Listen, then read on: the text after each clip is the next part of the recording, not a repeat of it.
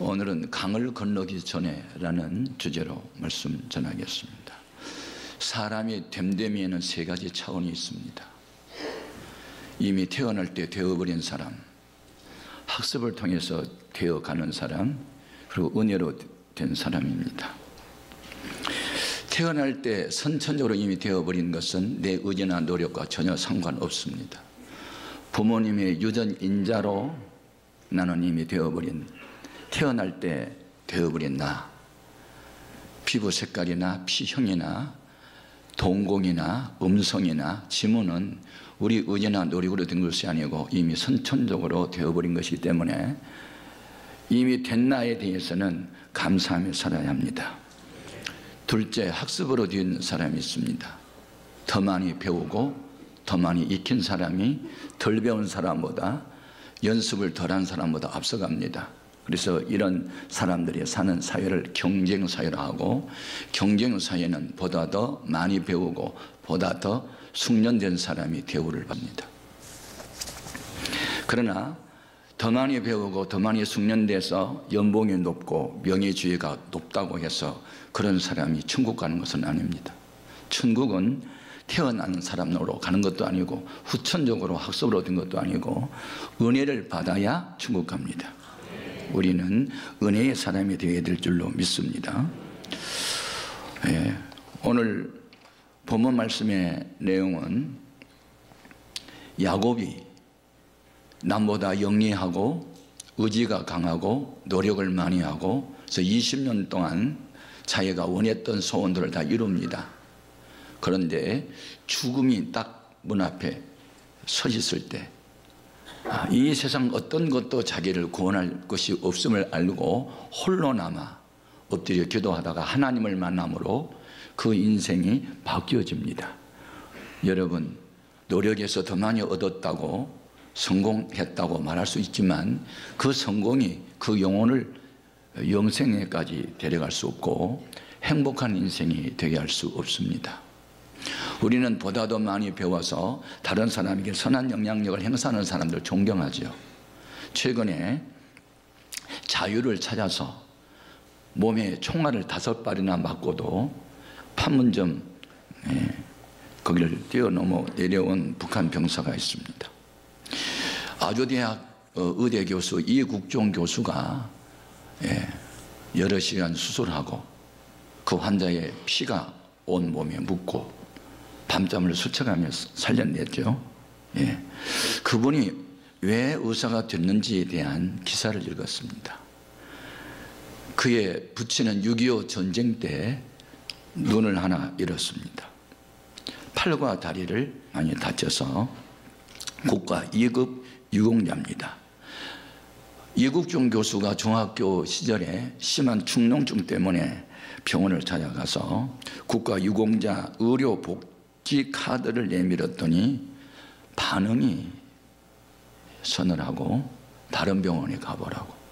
그래서 장애인과 그 가족을 대하는 태도에 대해서 너무 실망하고 상처를 크게 받습니다. 그런데 어느 병원에 가서 한 의사를 만나는데 이 학산이라는 의사를 만나 그의 운명이 어떤 새로운 변화를 갖게 됐다는 것이죠. 학생이 내민 의료복지 카드를 보고는 아버지가 자랑스럽구나 이렇게 말해주는 거예요.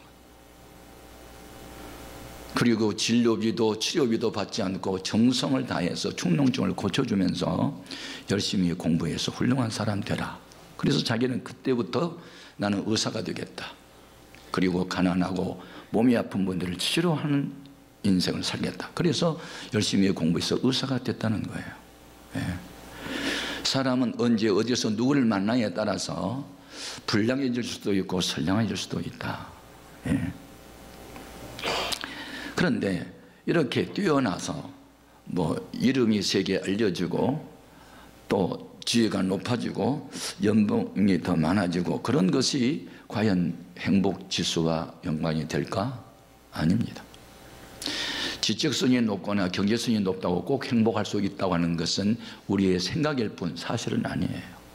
저는 아프리카의 케냐에 가서 마사이족 그들은 소똥 말린 집에서 살지만 예수를 믿고 찬양하는 그 모습을 바라보면서 이 지구촌에서 가장 행복지수가 높은 그들을 보았습니다. 예수를 믿고 천국의 소망과 서로 사랑하며 살아가는 그 행복한 모습이 너무 부러웠어요. 네? 행복지수와 소유와는 전혀 상관없어요.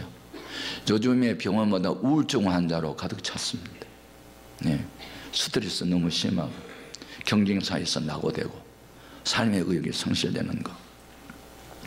그런데 이 야곱은 대단한 사람이에요. 요즘으로 말하면 IQ가 아주 높아서 천재예요. 문제는 남의 약점을 노리고 자기 입속을 챙기는 좀 그런 사람이었죠. 그런 삶을 20년을 살면서 나름대로 크게 성공한 사람이에요. 그런데 고향 떠난 지 20년 만에 이 고향으로 돌아오는 길인데 강이 있어요. 약복강. 그 강을 건너야 되는데 강 건너편에서 자기 형 에서가 400명의 군사를 거느리고 야곱이 돌아오기를 기다린다는 말을 듣는 순간에 하늘이 무너졌어요. 우리 형이 20년 전에 나에 대한 나쁜 감정을 지금도 갖고 있고 나를 죽이려고 준비해 왔구나 생각하니 절망이에요. 그래서 그는 자기 가족과 짐승을 다 강을 건너보내고 홀로 남아요. 그리고 기도하다가 하나님을 만나죠. 그래서 이름을 바꾸죠. 그리고 강을 건넜더니 길이 열리기 시작한 거예요. 그래서 우리는 2017년 이 역사의 강을 건너기 전에 2018년도 새해를 맞기 전에 약복강 나루터에서 하나님과 씨름하고 이름을 바꿔버린 야곱이 이스라엘로 변화되는 변화의 현장에 오늘 여러분에게 있길 바라요. 우리가 이 말씀 속에서 준 교훈이 몇 가지 있는데, 첫째는 사람은 거듭나기 전에 인생은 공고하다는 거예요. 이 세상 어떤 것도 우리를 만족하게 할 수 없어요. 이유가 있어요. 인간은 영과 혼과 몸으로 되어 있어요. 몸은 물질로 구성되기 때문에 먹고 마실 것이 있어야 살아요. 근데 혼은 지식을 구해요. 아는 것이 힘이다. 배워야 산다. 그런데 영은 지식으로 만족을 얻지 못해요. 영이신 하나님, 평화의 왕 되신 하나님과 깊은 사귐이 있고 그 하나님이 주는 평화를 누릴 때만 인간의 영은 만족을 얻게 되는 줄 믿습니다. 근데 야곱은 영적인 문제는 덮어놨고 육신적인 것, 혼적인 것을 개발을 많이 해서 그는 많은 것을 얻게 되죠. 이 야곱은 의지가 대단히 강해요. 한번 뜻을 정하면 끝까지 가는 사람이에요. 내가 저 여자 내 안에 삼을 거야. 딱찜하면 7년을 기다리는데 수일을 지나처럼 견디고 기어이 그 사랑하는 여인을 아내로 맞이해요. 이렇게 의지가 강해요. 예? 근면 성실해요. 일찍 일어나서 늦게 자요. 건강했어요. 인간이 구비할 거 다 갖춘 사람이에요. 그래서 자기 노력으로 20년 동안에 거부가 됐던 거예요. 그런데 문제는 강 건너편에 형 에서가 자기 죽이려고 기다리고 있다. 여기 앞에 문제가 생기는 거예요. 예? 거기서 뭘 깨달아요? 돈 갖고 사람이 나를 위기에서 건질 수 없다는 걸 깨달아요. 은혜 중에 큰 은혜는 깨닫게 되는 은혜인 줄 믿습니다. 그런데 깨닫기만 하면 뭐예요? 지금 여전히 지금까지 살아온 습성대로, 습관대로 또 인간수단 방법을 또 쓰는 거예요.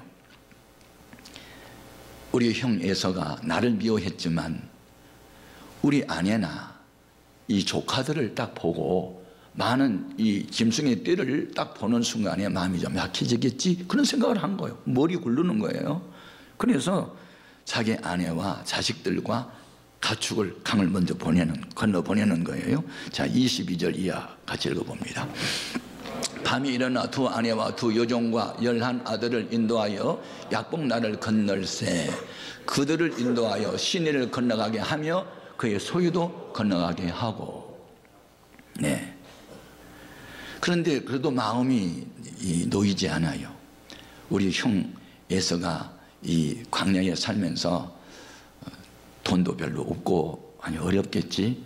내가 돈이 많고 재산이 많으니까 우리 형 에서의 마음을 많은 예물로 한번 사볼까? 그리고 예물을 정하고 먼저 보냈는데 그 예물은 엄청나게 많은 것이었어요. 자, 13절 14절 확인해 봅니다. 야곱이 거기서 밤을 지내고 그 소유 중에서 형 에서를 위하여 예물을 택하니 암염소가 200이요 순염소가 20이요 암양이 200이요 순양이 20이요 전나는 낙타 30과 그 새끼요 암소가 40이요 황소가 10이요 암나귀가 20이요 그 새끼 나귀가 10이라. 제가 어젯밤에 이 성경을 연구하면서 현시가로 한번 계산해 봤어요. 저게 염소 한 마리 50만 원 잡아요. 그런데 200마리면 1억이더라고요. 네? 양도 마찬가지. 제가 이스라엘 나라나 요르단에 가가지고 양을 통째로 사봤거든요. 한 $500 주고. 그리고 여럿이 같이 그 양고기 먹은 일이 있어요. 근데 그게 200마리인데 그것도 1억이에요. 황소, 암염소 합하니까 6억 8천이 나와. 6억 8천만 원 정도의 예물을 보내는 거예요. 이야, 이 죽음 앞에 서니까 돈이 아깝지 않은 거죠. 그래서 이 많은 예물을 보내면 우리 형 에서 마음이 녹아내리겠지. 지금 계속 물이 굴르는 거예요. 그래도 마음이 안 놓여요. 만일 그래도 노가 안 풀리고 나 죽이면 어떻게. 그래서 그냥 홀로 남은 거예요. 자, 우리가 하나님 언제 만난 줄 아세요? 부모, 형제, 돈, 명예, 주의 어떤 것도 의지할 수 없을 때, 홀로 남아있을 때 하나님은 찾아와 주시고 만나 주세요. 저 같은 경우는 의사가 손을 뗐을 때, 약도 소용없을 때, 홀로 남았을 때 생명 걸고 기도하다가 하나님을 만나고 그리고 내 운명을 바꾼 게 된 거 아니에요? 여러분도 마찬가지예요. 지금까지 사람 의지하고 살고 머리 의지하고 살고 노력 갖고 살았는데 지금 죽음 앞에 어떤 것도 의지할 수가 없었어요. 그래서 사람은 거듭나기 전에는 어떤 것도 만족함이 없다. 예? 예, 이렇게 예물을 보낸 목적이 있었어요. 20절로 확인해 봅니다. 또 너희는 말하기를 주의 종 야곱이 우리 뒤에 있다 하라 하니 이는 야곱이 말하기를 내가 내 앞에 보내는 예물로 형의 감정을 푼 후에 대면하면 형이 혹시 나를 받아주리라 함이었더라. 아멘.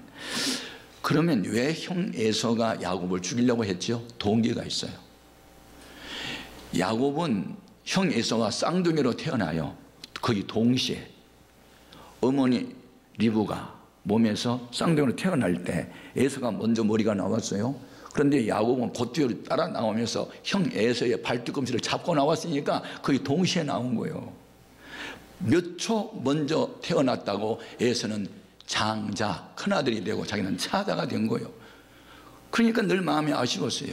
근동 지방에서는 장자는 아버지 재산 절반을 차지하도록 되어 있고 그 형제들이 나머지로 나눠가도록 되어 있으니까 장자라는 이름만 가지면 자동적으로 부모의 유산을 절반을 차지할 수 있으니까 그게 늘 마음이 아쉬웠던 거예요. 그런데 어느 날 기회가 왔어요. 이제 성인이 됐는데 형 에서가 사냥을 하러 나갔어요. 그리고 왔는데 많이 지쳐 있었고 배가 고파요. 그런데 이 야곱은 어머니하고 집에서 팥죽을 쓰고 있어요. 그러니까 에서가 들어오니 야 배가 고파, 야 그 팥죽 좀 가져와. 그러니까 나보고 형 해. 그러면 내가 팥죽 줄게. 저는 내가 배가 고파 죽을 중인데 형하고 어디 있어? 다 가져, 다 가져. 그리고 팥죽 한 그릇에 장자의 명분을 팔았어요. 누가? 에서가. 그리고 야곱은 팥죽 한 그릇으로 장자의 명분을 뺏은 거예요. 그러니까 밥을 먹고 난 뒤에 가면 생각하니까 분한 생각이 나. 저 녀석이 내 약점을 노려가지고 장자권을 뺏어가? 그런데 약속을 했으니 안 지킬 수가 없잖아요. 근데 또 한 번의 기회가 또 왔네요.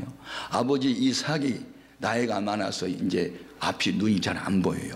세상을 떠나기 전에 큰아들을 불러다가 축복 기도를 좀 하고 싶었는데 그래서 별미를 만들기 위해서 사냥하러 또 나간 사이에 이 야곱이 집에서 어머니하고 둘이 짜고 집에 있는 양을 잡아가지고 맛있는 요리를 갖다 드리고 자기가 에서라고 하면서 축복 기도를 받는 거예요. 사냥하고 돌아온 에서가 전에는 팥죽으로 장자의 명분을 뺏어가지고 이제는 축복까지 뺏어 내가 너 반드시 죽일 거야. 어머니가 보니까 형제가 안에 이게 살인사건이 날 것 같으니까 어머니가 야곱을 밤에 피난시켜요. 저 외삼촌 집으로 빨리 도망가. 그래서 부부 사이에도 어머니하고 친한 자식이 복을 받아. 그래가지고 아버지하고 친한 이삭은 어머니한테 미움받으니까 한쪽으로 갔고, 어머니 사랑받은 야곱은 밤에 도주를 해요. 자, 삼촌 집으로. 그래가지고 삼촌 집에서 살면서 자기 마음에 드는 여자하고 결혼을 하고, 그래서 4명의 여자를 통해서 11아들을 얻어요. 그리고 나중에 목축업을 했는데 엄청난 소떼 양떼를 거느리고 이제 금이환양하려고 돌아오다가 지금 이 문제가 걸린 거예요. 그러니 여러분, 인간의 수단 방법은 한계가 있어요. 이제는 죽음 앞에 어떻게 할 거예요? 우리가 여기서 깨달아야 할 것이 있어요. 사람이 돈만 갖고는 못 산다는 걸 알아야 되고, 남보다 머리가 영리하고 IQ가 높고 수단 방법이 뛰어난다고 해서 꼭 행복할 수는 없다는 거예요. 그래서 야곱은 하나님을 믿는 사람이에요. 왜 할아버지, 친할아버지 아브라함, 친아빠 이삭을 통해서 전통적으로 하나님을 섬기는 집안이요. 그래도 성경 말씀을 따라서 살지 않고 오직 자기 생각을 따라 살아온 거예요.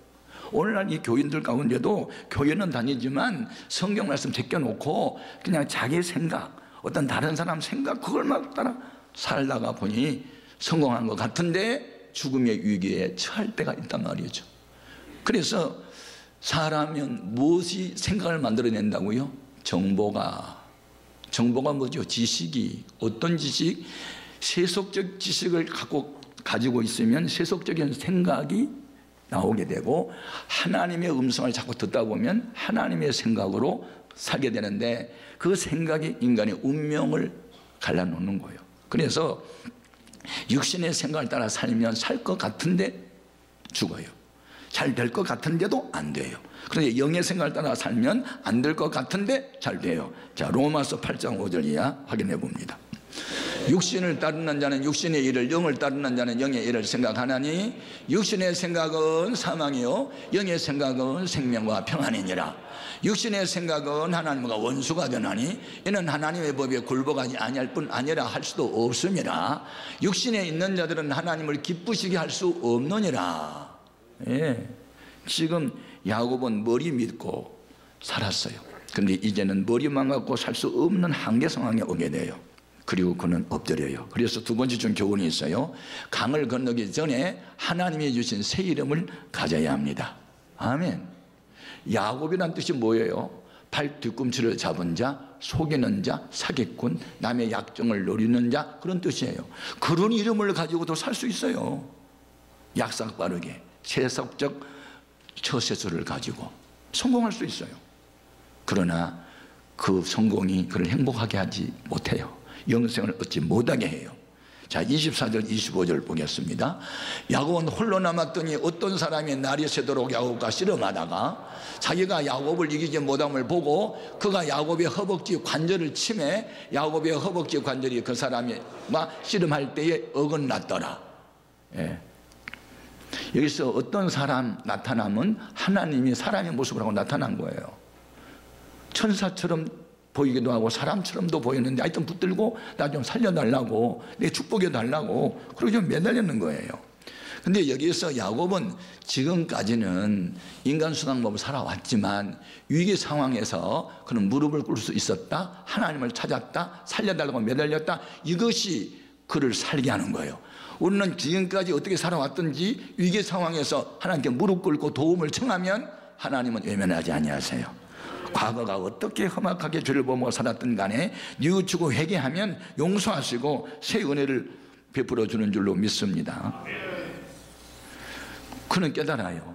자기 노력으로만 세상 살 줄 알았는데 막상 죽음이 눈앞에 오니까 아하, 세상 만사가 내 뜻대로는 될 수가 없구나. 하나님의 도움이 없이는 한 발자국도 갈 수 없구나. 그걸 깨닫는 거예요.